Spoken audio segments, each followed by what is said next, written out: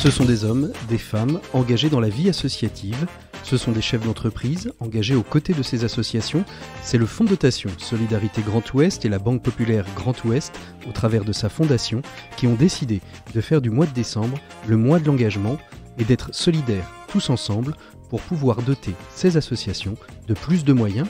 Et vous pouvez vous engager à nos côtés en likant, partageant ce podcast ou en faisant un don sur solidaritégrandouest.fr. Le podcast solidaire, c'est être engagé. On compte sur vous. Voilà, il est temps de se retrouver pour un nouvel épisode du podcast solidaire. Je suis très heureux de vous retrouver pour évoquer une question plus légère peut-être que dans d'autres podcasts. D'ailleurs, le nom de l'association porte bien le nom de la légèreté du podcast sur lequel nous allons, puisque nous allons recevoir les représentants ou un des représentants de l'association Hameau Léger, en la personne de Xavier Grissot. Bonjour Xavier. Bonjour.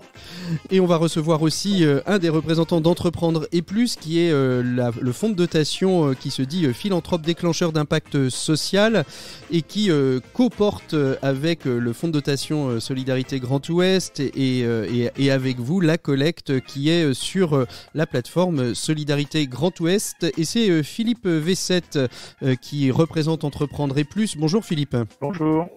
Alors Hameau Léger, c'est une association qui a pour vocation de repenser la manière d'habiter et l'habitat, et ceci au travers d'une association et d'une collecte qui a pour vocation, cette collecte, à venir créer un centre justement de formation pour permettre aux personnes qui souhaiteraient se lancer dans l'habitat léger, l'habitat plus inclusif, l'habitat plus éco-responsable, de pouvoir trouver un lieu pour se lancer dans ce projet.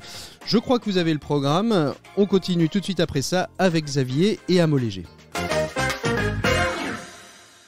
Voilà, bonjour Xavier. Bonjour. Merci beaucoup d'être avec nous. Vous êtes donc l'un des cofondateurs d'Hameau Léger.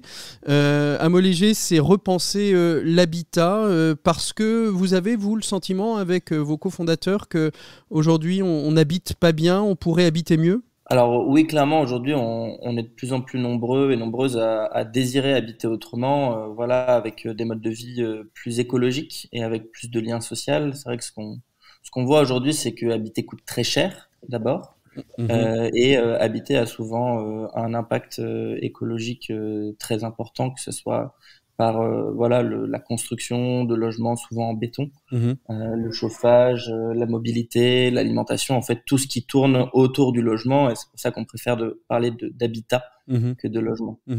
Alors, différence sémantique mais importante entre habitat et logement. Comment vous est venue cette idée ? Est-ce que c'est lié à des rencontres que vous avez faites ? Est-ce que c'est lié à un engagement militant, écologique ? Est-ce que c'est lié aussi peut-être à juste l'observation qu'on pourrait peut-être loger plus de monde si on repensait l'habitat de manière différente ? Alors c'est vraiment lié à une expérience personnelle. Moi, après mes études, pendant lesquelles j'ai créé une entreprise avec la personne avec qui j'ai cofondé Hameau Léger d'ailleurs, c'est Vaculinquian, on a décidé de se poser la question de comment on voulait vivre au lieu de se poser la question de qu'est-ce qu'on allait faire comme travail. Pour répondre à cette question, on a eu l'envie d'aller voyager et découvrir d'autres modes de vie qui nous inspiraient. Et ces modes de vie, c'était des modes de vie plus proches de la nature, en zone rurale, et avec plus de liens sociaux, donc plus collectifs. On a pendant un an voyagé à travers dans une douzaine de lieux, on restait un mois à chaque fois, en France et à l'étranger, des lieux très différents, des éco-villages, des kibbutz, voilà, des communautés en tout genre, pour vraiment s'imprégner de cette variété. Et tout de suite, on a su que c'était un mode de vie qui nous enrichissait beaucoup plus. Mais on a aussi constaté que c'était un mode de vie réservé à une élite, réservé aux gens qui ont déjà pas mal d'épargne pour accéder à ça. Et donc voilà, c'est aussi ce qui nous a mis en mouvement, se dire qu'il y a beaucoup de personnes qui ont ce rêve d'habiter autrement, et que passer du rêve à la réalité, c'est très difficile, qu'il faut souvent beaucoup de temps, de compétences et surtout d'argent. Et que voilà, ça nous procurait une sorte de sentiment d'injustice, que ce soit réservé à des gens qui ont de l'argent. Alors comment intervient Amo Léger? Vous n'êtes pas promoteur, vous n'êtes pas constructeur d'habitat éco-responsable, vous êtes plutôt des promoteurs, mais au sens de la promotion, de la formation et de l'accompagnement. Aujourd'hui, qui sont, j'ai envie de dire, vos clients, si on peut les appeler comme ça, et comment vous les accompagnez et à quel moment ils viennent vous voir? Alors, nos bénéficiaires, c'est les personnes qui vont habiter dans les éco-hameaux qu'on contribue à créer, mais concrètement, notre travail, en tout cas la stratégie qu'on a choisie, c'est de convaincre des propriétaires de terrains constructibles, en particulier des communes rurales, des maires, des élus, de mettre à disposition leurs terrains constructibles pour des projets d'éco-hameaux, au lieu de les bétonner et d'en faire un énième lotissement avec des maisons en partant qui se ressemblent toutes. Concrètement, les manières de rendre ces projets plus accessibles financièrement, puisque c'est quand même un des enjeux principaux, c'est de les convaincre de les mettre en location avec un bail emphytéotique de 99 ans qui donne aux locataires un quasi-droit de propriété. Et donc, cette location permet aux personnes qui vont s'installer de ne pas avoir à acheter le terrain. Donc ça, c'est un des premiers éléments assez clés. Le deuxième, donc, c'est derrière ce montage juridique, c'est au sein des collectifs d'habitants, puisque donc on parle de hameaux, il va y avoir un groupe de maisons. Chaque famille possède sa maison, qui peut être autoconstruite pour coûter moins cher. Il y a des personnes qui en ont eu pour 10 000 euros. Chaque famille possède sa maison et va partager des espaces communs avec ses voisins pour créer du lien et mutualiser un certain nombre d'équipements et d'espaces. Par exemple, une buanderie, une chambre d'amis, une grande salle à manger. Et le terrain, donc il est loué par le bail emphytéotique, ce bail à très long terme, et les habitats sont réversibles, c'est-à-dire qu'ils sont construits sans béton. Et c'est une forme qui nous permet de dissocier la propriété de l'habitat et la propriété du sol. Ouais, c'est une des grandes mesures aujourd'hui qui avait été avancée par un certain nombre d'associations en disant si on veut qu'il y ait un accès à la propriété plus large, et ce que font d'ailleurs déjà certaines villes, c'est se dire on se porte acquéreur du terrain, donc le foncier ne rentre plus dans la construction du bâtiment, donc on va pouvoir proposer des constructions déjà à moindre coût dans des endroits qui sont peut-être soit plus ruraux, mais aussi parfois en centre-ville, parce qu'il y a aussi des gens qui aiment la ville, il n'y a pas que des gens qui aiment la campagne. Amo Léger, donc on voit bien, donc c'est à la fois une philosophie de vie et d'habitat, donc vous dites pour toutes et tous, encore faut-il qu'on rentre dans cette philosophie de vie, de partage, de collectif, Xavier? Oui, concrètement, nous, on a déjà énormément de demandes. On doit recevoir à peu près 500 mails par semaine. On Quand a même. environ 1500 adhérents. À chaque fois qu'on lance un projet, il y a 500 à 600 candidats pour une dizaine de places. Donc, aujourd'hui, notre enjeu, c'est pas tant de convaincre les personnes qui en sont pas convaincues que d'accompagner celles et ceux qui ont envie d'y aller. C'est ça. À le faire. Après, au-delà de cet accompagnement, il y a quand même un enjeu qui est de changer les imaginaires. Nos imaginaires aujourd'hui, ils sont dictés majoritairement, voilà, aussi par la publicité, par une envie de consommer, de consommation parfois ostentatoire, où on essaye d'accéder un petit peu au plus cher que notre statut social peut nous permettre. Il y a zéro mixité sociale dans les villes, parce que voilà, chacun finalement essaye d'acheter la propriété que son niveau de revenu peut lui permettre. Ouais. Et aujourd'hui, voilà, ce qu'on voit dans nos bénéficiaires, c'est que il y a à la fois des gens qui auraient les moyens d'accéder à une maison conventionnelle, confortable, enfin et plus grande, etc., et qui font le choix de la sobriété, et des personnes qui ont beaucoup moins de revenus et pour qui, bah voilà, c'est une manière d'habiter décemment. Xavier, il y a une question, vous parliez d'aller convaincre justement des maires de laisser du foncier. On sait bien combien des fois ce foncier peut être bénéfique pour une commune, hein, ne serait-ce que pour...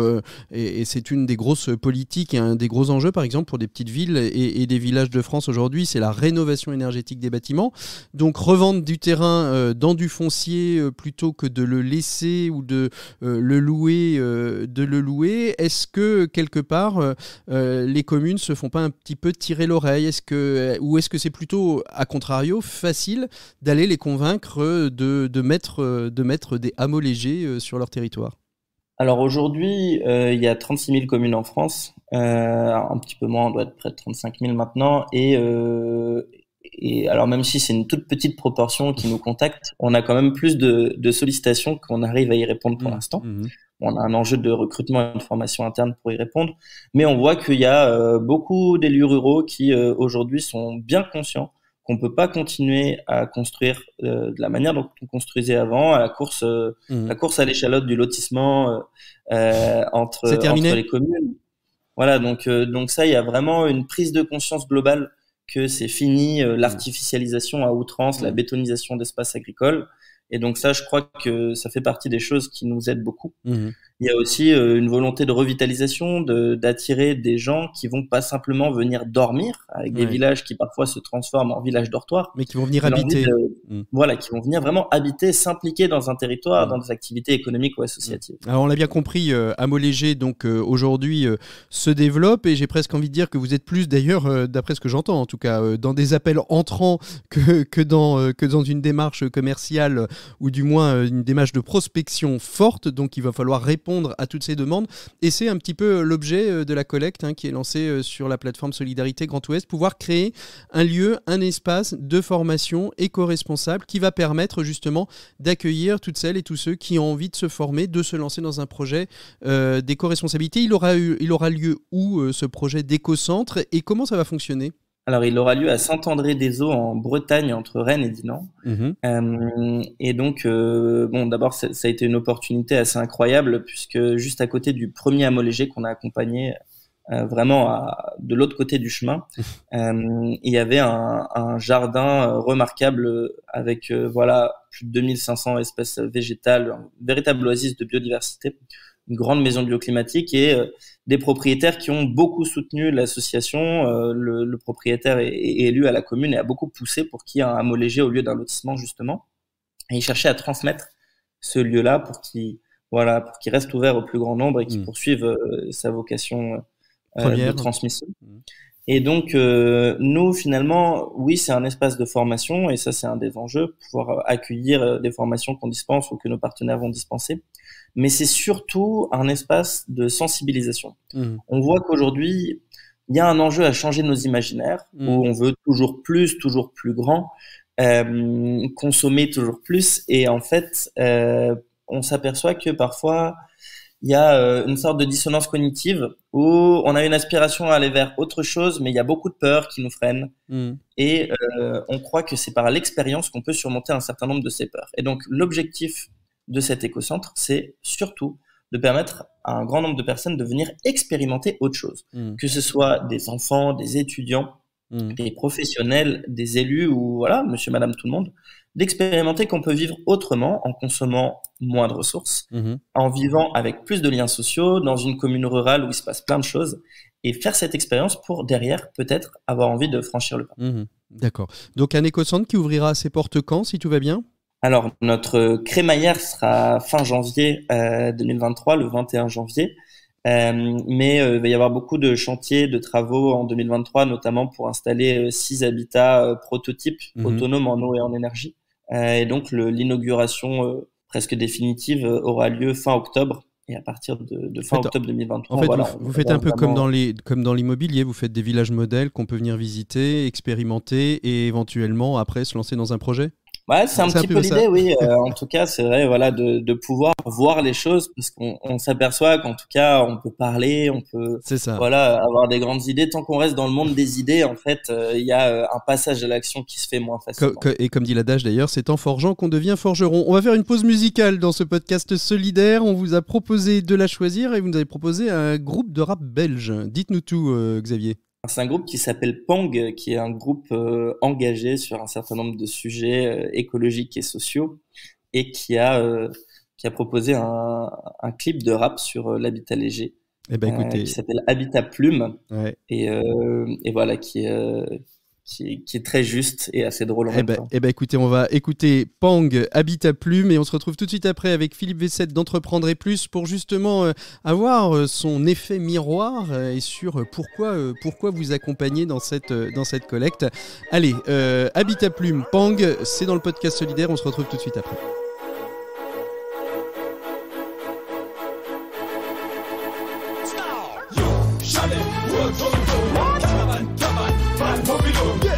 C'est notre droit, léger c'est notre choix chez nous. Le loup fait pas sa loi, autonomie, autoconstruit, écologie, respect du choix de vie. Fini la porcherie, apologie, à petit. Les signes de main, on se casse, on les envoie la tasse. Non, dans le cochon y'a pas du bon. Je te parle nos maisons et nos coups bonbons.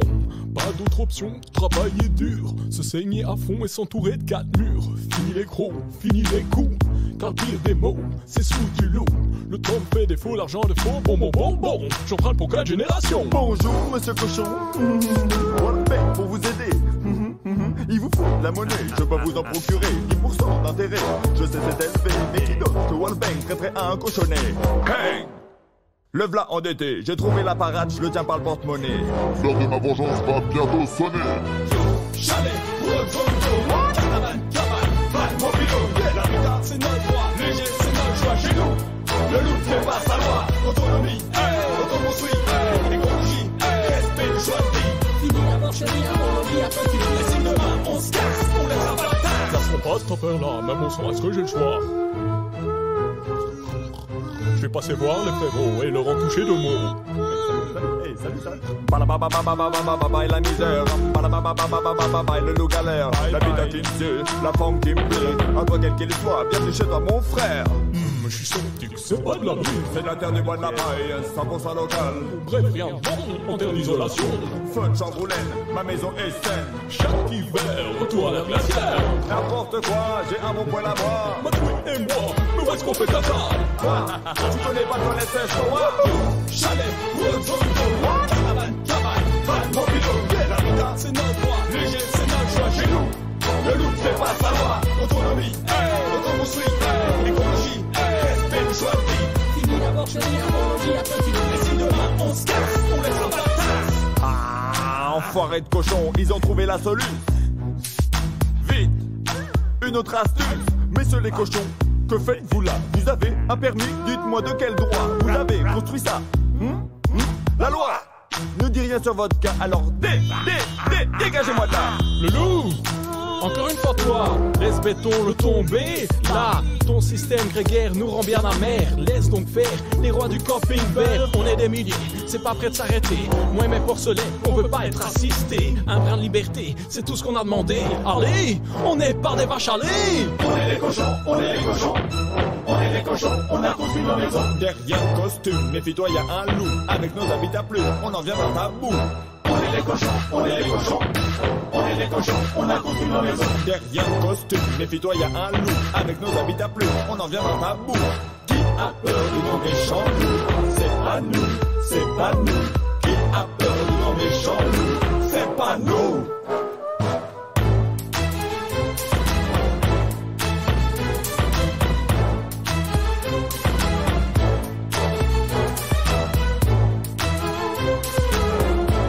Voilà, c'était Habitat Plume, Pang dans le podcast solidaire et on se retrouve avec Philippe Vessette d'Entreprendre et Plus. Bonjour Philippe. Bonjour. Merci beaucoup d'être avec nous. Donc vous êtes l'un des représentants de ce fonds de dotation Entreprendre et Plus. Peut-être quelques mots déjà pour présenter Entreprendre et Plus. C'est un fonds de dotation. Je disais en introduction que vous étiez des philanthropes d'impact social. L'objectif de ce fonds de dotation, il a été créé quand, par qui et pourquoi ? Alors, oui, c'est effectivement sous la forme juridique d'un fonds de dotation. Ça a été créé par Arnaud de Minibus. Au départ, d'ailleurs, c'était un fonds familial porté par lui. Donc Philippe de Minibus qui a racheté Arnaud de Minibus qui a racheté la Cogedim et qui a en effet qui s'est investi dans Ashoka qui est une des grosses associations justement des entreprises émergentes des entreprises à impact et qui donc a créé ce fonds de dotation. Exactement. Exactement, parce qu'il y a effectivement dans l'objet une complémentarité avec Ashoka, hein, dont je suis également membre. Donc, Entreprendre Plus, c'est un fonds de dotation donc créé par Arnaud de Ménibus il y a un peu plus de 10 ans, qui a été ouvert il y a un peu plus de 6 ans à d'autres philanthropes. Comme je connaissais bien Arnaud de Ménibus, je suis rentré, comme d'autres. Nous sommes aujourd'hui une quinzaine. Il y en a qui rentrent, il y en a qui sortent. C'est un fonds où il y a en ce moment une quinzaine de philanthropes qui effectivement sont motivés par soutenir des projets à impact, mais des projets d'entrepreneuriat social. C'est le point commun d'ailleurs avec Ashoka. Et qui ont tous une structure juridique associative, ou est-ce que vous pouvez aussi accompagner des entreprises sociales, par exemple des ESUS, qui sont des entreprises sociales à impact? Alors non, actuellement, ce ne sont que des associations. D'accord. Mais nous contribuons aussi à créer ce qu'on appelle maintenant de l'hybridation, qui est absolument indispensable dans tous les modèles d'entrepreneuriat social, pour des raisons diverses qu'on n'a pas le temps d'expliquer. Donc, beaucoup des associations soit créent des filiales qui sont là de vraies vraies entreprises, des vraies entreprises, des SAS souvent. Mais nous soutenons des associations, parce que nous les soutenons dans une phase réellement de démarrage, d'amorçage. Et ce que nous sélectionnons, c'est des personnalités, c'est-à-dire que c'est Xavier et Sévac, dans le cas de Hameau Léger, dont on pense qu'ils ont à la fois une stature entrepreneuriale, parce que dans l'entrepreneuriat social, il y a quand même entrepreneuriat, et c'est des qualités que n'ont pas tous les gens très bien qui sont dans le monde associatif. Donc on sélectionne déjà ces personnalités et on sélectionne un projet qui est très fort en impact. Et tout ce que vous avez entendu de Xavier fait que il n'y a pas besoin de parler longtemps pour savoir que c'est vraiment un projet à impact social fort. Et nous accompagnons ça en donnant un peu d'argent dans cette période d'amorçage. Dans cette période d'amorçage et d'argent. Oui. Et surtout, un accompagnement sous forme de mentorat par les philanthropes d'Entreprendre Plus, qui sont tous souvent des entrepreneurs et en tout cas des professionnels très expérimentés dans différents secteurs.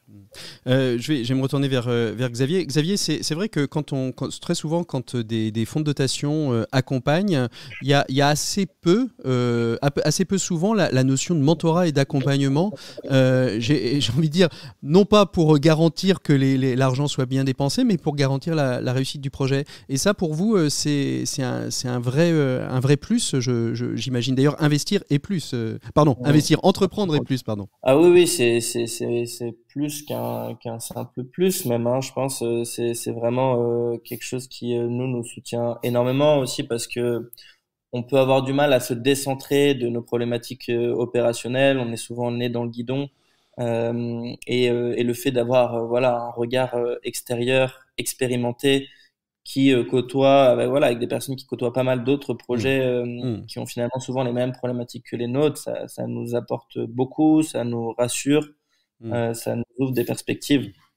C'est très important. Philippe, dites-nous un peu pourquoi vous avez choisi, comment vous avez choisi, qu'est-ce qui vous a séduit dans le projet porté par Xavier et Hameau Léger?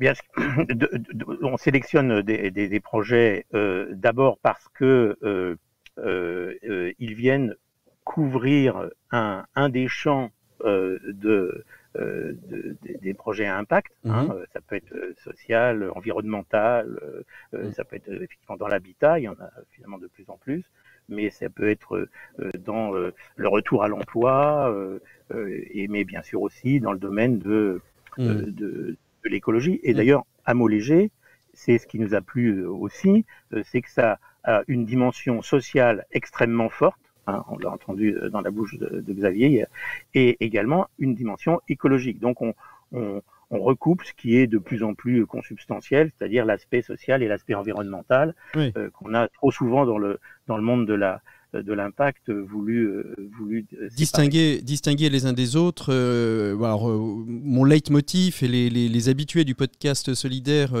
le savent bien, mon leitmotiv, c'est que tout est lié les uns aux autres, hein. C'est-à-dire que quand on impacte un territoire par un habitat léger, on va créer plus d'habitants, mais des habitants plus engagés, donc qui vont plus dépenser sur le territoire, ou qui du moins vont l'habiter différemment. Donc voilà, on va favoriser les circuits courts. Et donc en fait, tout ça est lié les uns aux autres et on ne peut pas les distinguer. Donc vous avez soutenu Amo Léger pour cette raison-là. Dans la présentation que vous avez entendue, vous les accompagnez régulièrement, donc vous connaissez bien le sujet. Dans la manière dont Xavier a présenté son projet à l'instant, est-ce qu'il y a telle ou telle partie de sa présentation que vous avez redécouvert, où vous vous êtes dit, tiens oui, finalement, ça c'est quelque chose d'important? Enfin, je dirais que tout est important. Je peux pas dire que j'ai vraiment redécouvert grand chose, parce qu'on parle quand même très souvent avec Xavier Sévac. Enfin, je sais pas, on a au moins 7 ou 8 comités par an, et puis on a d'autres échanges plus ponctuels.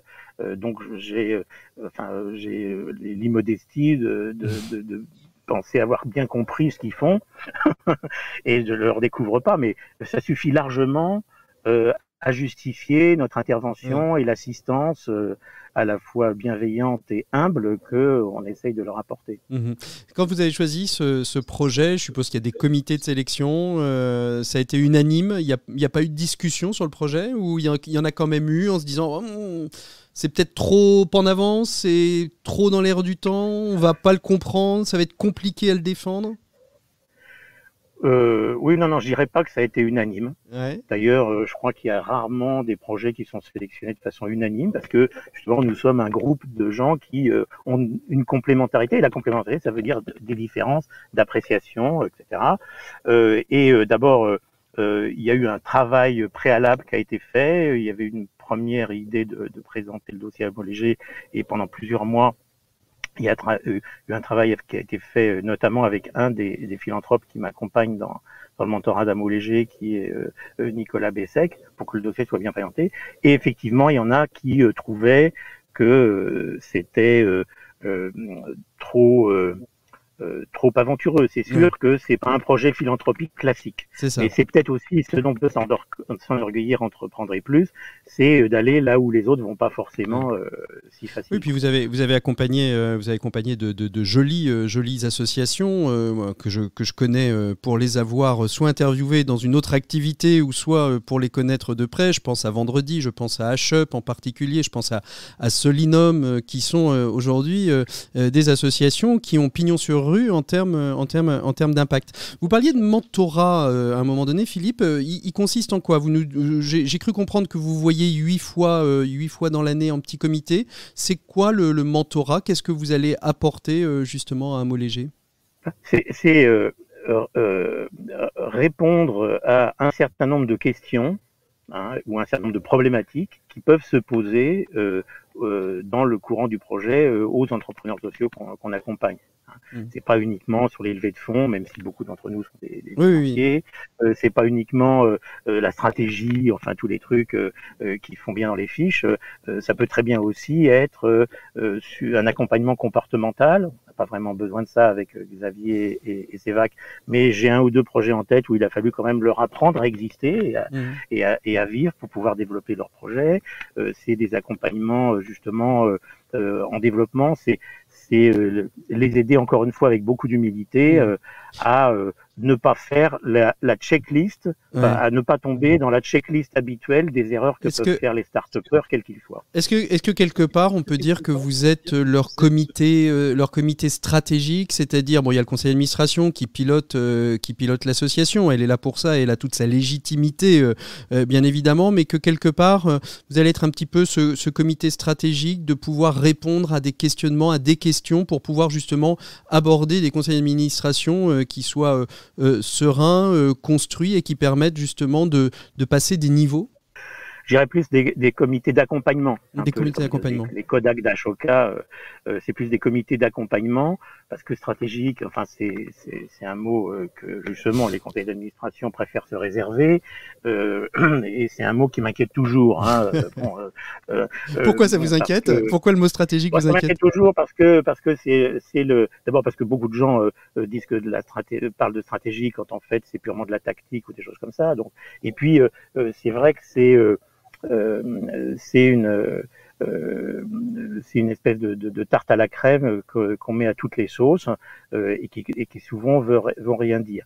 Donc, bien sûr qu'on a des discussions stratégiques avec eux en fonction des besoins qu'ils nous expriment, mais on est aussi beaucoup plus sur des éléments concrets de gestion de la boîte. Une association comme ça a des problématiques RH, ça a des problématiques de financement, ça a des problématiques de structure juridico-fiscale, pour pas tomber problème de seuil par rapport à l'impôt sur les sociétés.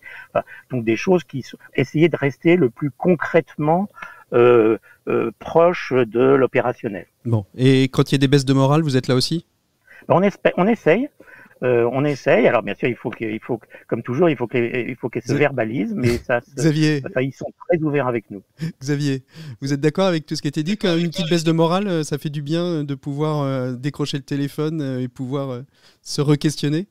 Ouais, je dirais que c'est pas tant des sujets de baisse de morale. Moi, je suis pas très sujet à ça, mais c'est plus des questionnements sur ce qu'on fait, un peu voilà, ouais, vraiment des doutes. Des doutes. Plus, voilà, dans des moments de doute, c'est bien parfois d'avoir des personnes qui peuvent juste nous aider à prendre un pas de recul et pas à réinterroger en permanence des choses qu'on fait et qui fonctionnent et qui pourraient toujours mieux fonctionner, mais sur lesquelles on peut déjà se concentrer. Et c'est vrai que c'est toujours parfois un peu le problème dans le monde associatif de toujours re-questionner le projet associatif et donc de perdre du temps à le re-questionner, alors que parfois simplement avoir la possibilité de poser la question à quelqu'un qui est un peu plus éloigné permet de prendre une décision parfois un peu plus rapide et de ne pas perdre trop de temps. Le mot de la fin est pour vous, Xavier. Qu'est-ce que vous voudriez dire à nos auditeurs, au-delà du fait, bien évidemment, d'aller sur Solidarité Grand Ouest pour pouvoir faire des promesses de dons, même pas des promesses, des dons, ou d'écouter et de partager ce podcast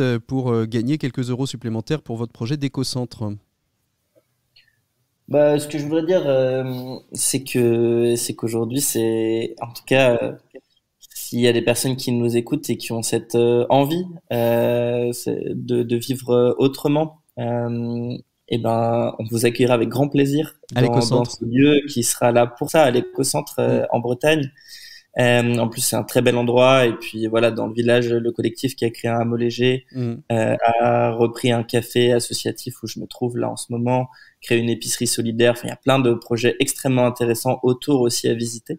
Et s'il y a des élus qui nous écoutent, même si on n'a pas la bande passante comme on disait au début pour accompagner de nouveaux projets de communes en 2023, on va tout faire pour pouvoir en accueillir davantage. Pour accompagner beaucoup en 2024, on va former et recruter de nouvelles personnes. Donc n'hésitez pas quand même à prendre contact avec nous parce que ça peut prendre un petit peu de temps de maturer un tel projet. C'est toujours, il vaut mieux toujours prendre son temps que d'aller dans la précipitation et l'action. Merci Xavier, merci Philippe d'avoir été nos invités du podcast Solidaire. Je rappelle que vous pouvez retrouver tous les anciens podcasts sur solidaritégrandouest.fr.